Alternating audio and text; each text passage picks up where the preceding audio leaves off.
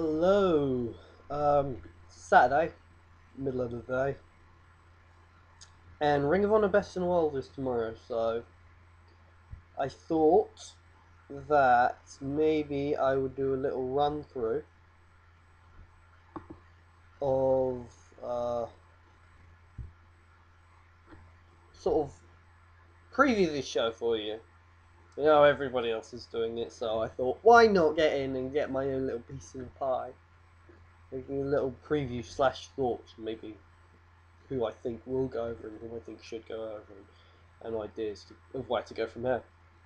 First match of the night is, well, it's not officially on the card, but, well, it is on the card, but it isn't officially going to be on the pay-per-view.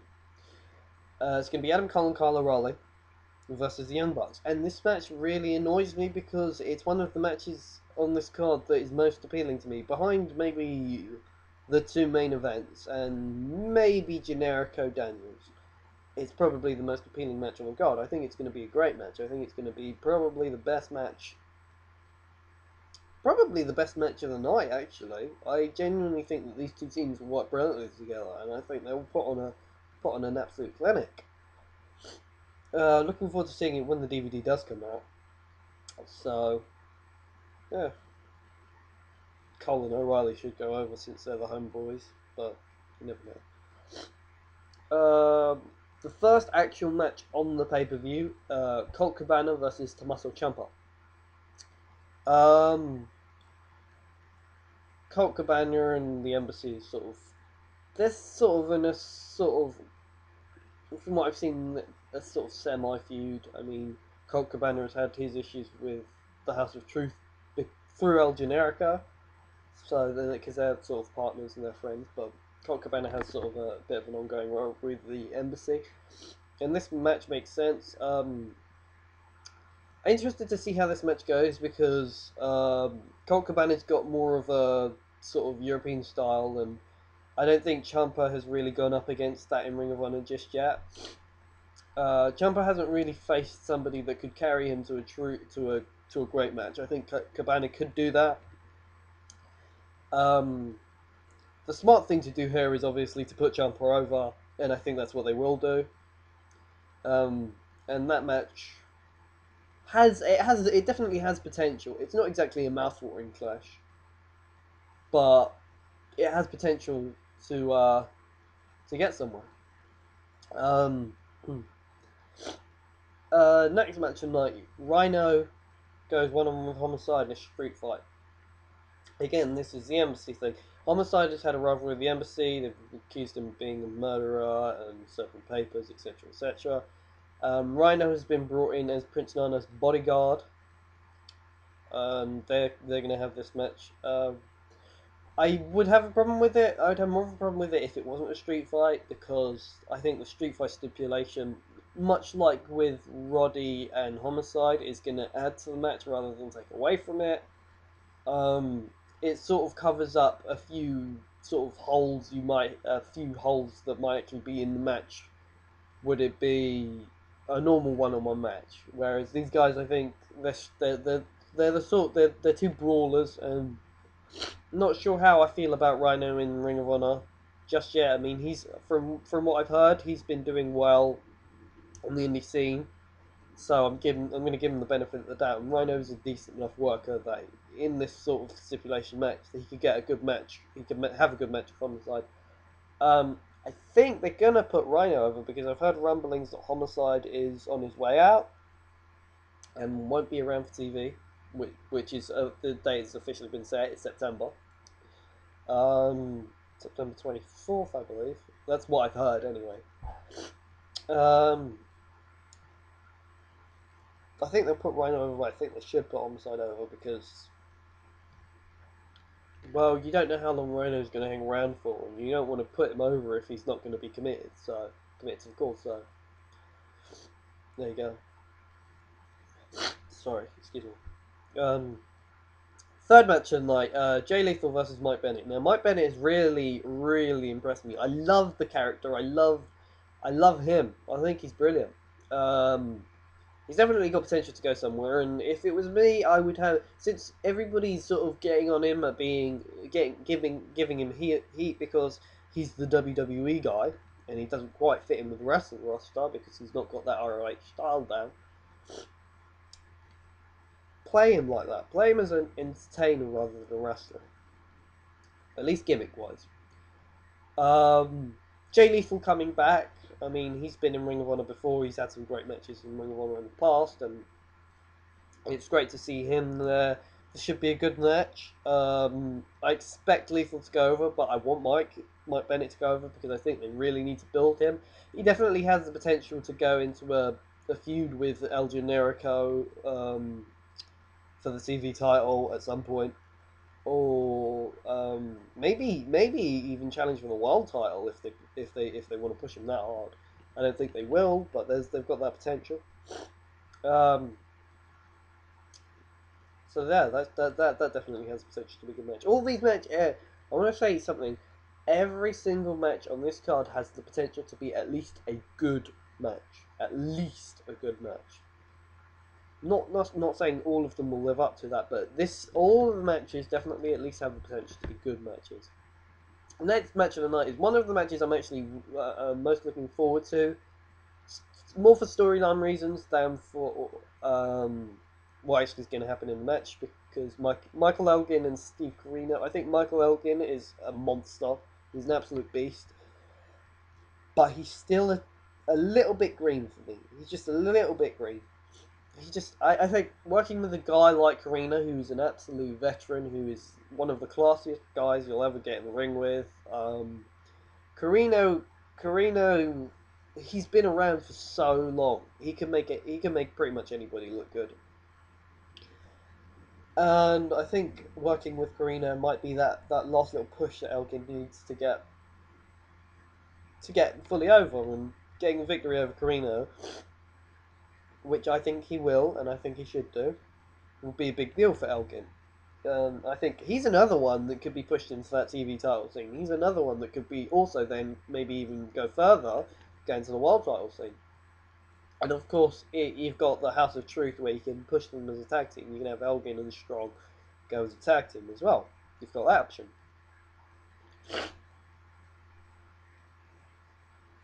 And of course, you've got the Jimmy Jacobs and Kevin Steen thing. Kevin Steen is going to be there, I guarantee it. Whether he's going to get involved or whatever is something completely different. I don't think he will get involved in any matches, and I kind of hope he doesn't. God, this cold is awful. Yeah, sorry. Yeah, I think if they're going to use Kevin Steen for this show, that it should be for a promo, and it should be for a promo alone. Jim Cornette and Kevin Steen in the ring, in-ring promo. Kevin Steen and Jim Cornette. Wow, that is pay-per-view worthy for me, definitely. That will lead into the ROH TV title match, I'm sure, between Daniels and El Generico.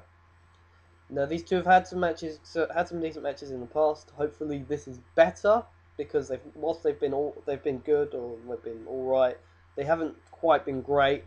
And I think on this sort of stage, with the title on the line, that they can, and with everything sort of surrounding the match, there's a lot of storyline surrounding the match. There's been a lot of build, and I definitely think that this could be Generico's time, and time to win the title for me. I think he goes over here.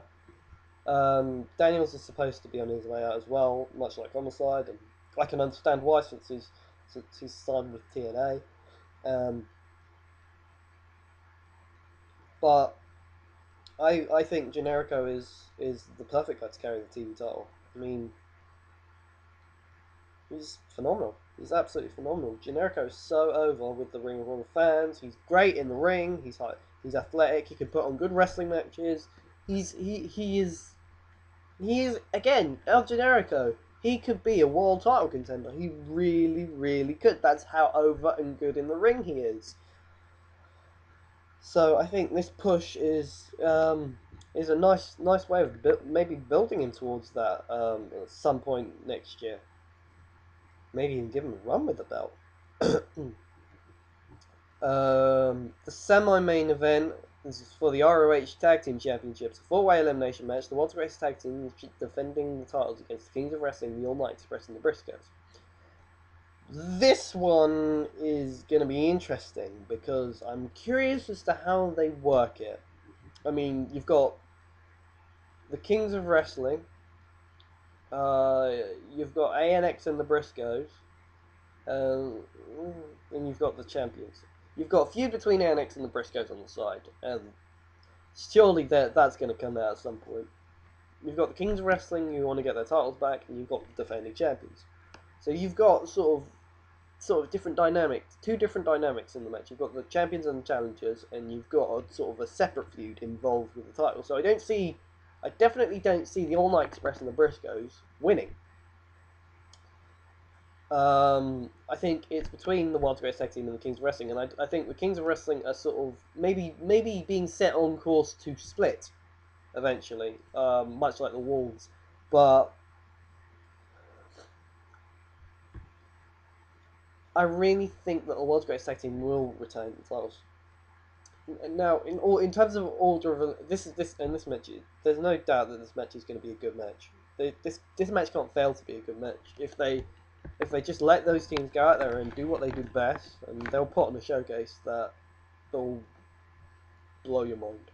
It'll be an absolutely phenomenal match.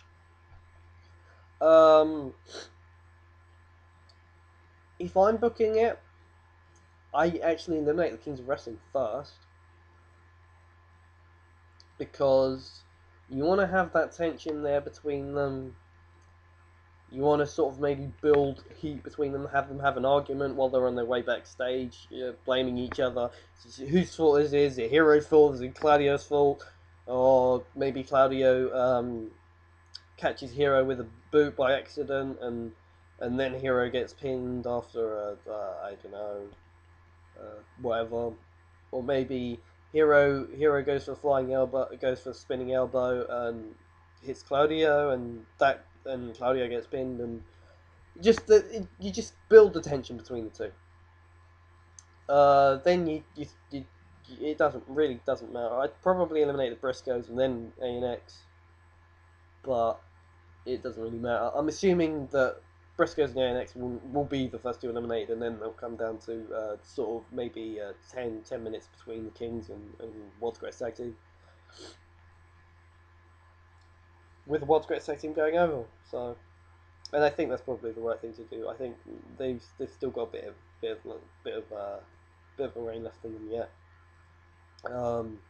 They ended the King's reign, so I think maybe they should have a nice little reign themselves. Maybe have them hold the titles till final battle at least, I'd say, and then go from there. I would like to see an ANX win. Actually, I don't think they will, but I'm impressed with ANX. I don't think they've quite gotten the rub that they deserve. I think they should go over in their feud with the Briscoes, and I think they definitely deserve a run with the tag titles as well. Well, what more can you say, really? And then, of course, you've got the main event, Eddie Edwards versus Davey Richards. Now, this match has been built as probably the last time that Ring of Honor fans will care that Davey Richards is challenging for the world title.